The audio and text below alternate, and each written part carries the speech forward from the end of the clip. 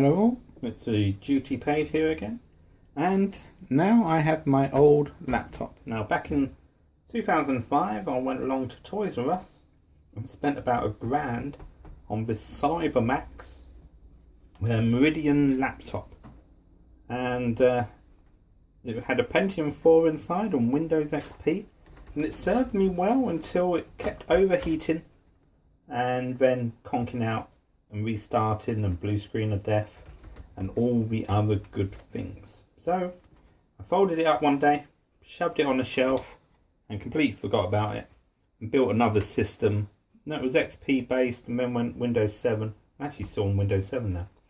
So, but I still have a hankering for XP. Now, what did I do with this? Well, what else can you do with an old laptop? This is what you can do with an old laptop. And it has a CPU cooler that has failed. You can take a old Intel CPU cooler that you didn't use and then balance that on top.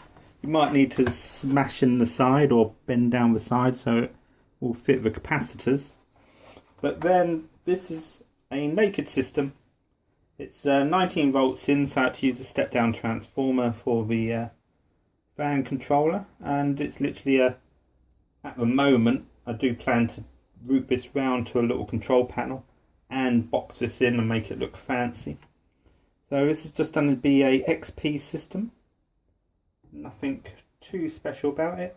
Onboard graphics, it's a 3.06 gigahertz Pentium 4, and that sits in a 478 socket, which is a very strange mounting system socket, which is 50 mil by, or 55 by 65 or 50 by 60.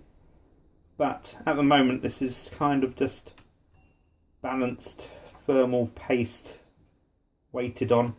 Luckily the socket doesn't need any weight to press it in.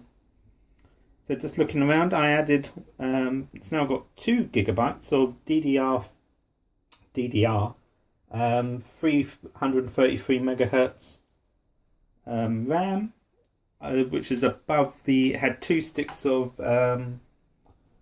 256, which had a complete total of 512.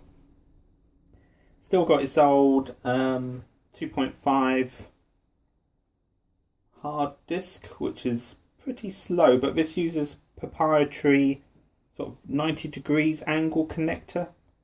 So I wanted to update that, but I have got the option of removing the DVD drive and putting a hard drive caddy in here.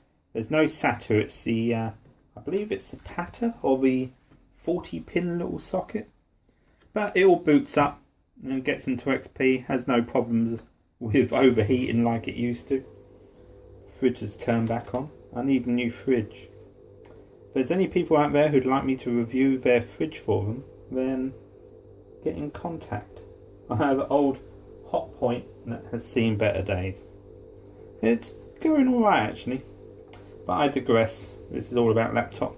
So the plan here will be to build some sides up, maybe change this out for a Xbox CPU cooler, which I have got, but working out fan mounting for that and so forth, or get one of the old not hard drive coolers, the big block coolers that I can drill from the underneath and tap, just have a bit more permanent solution, just in case this is moved and that will just fall off, and just have a little XP machine to play around, play some classic games. Now I know you can use virtual machines and other bits and pieces, but with real hardware it's always good. Work out where the keyboard used to go here and screen. Round the back is not too badly serviced for ports. So you have, this is in shot, you have a power in, I believe a PS2, VGA, USB, which is USB 2 I believe, separate USB, Firewire, Another, what's that, PS2 mouse? I forget now.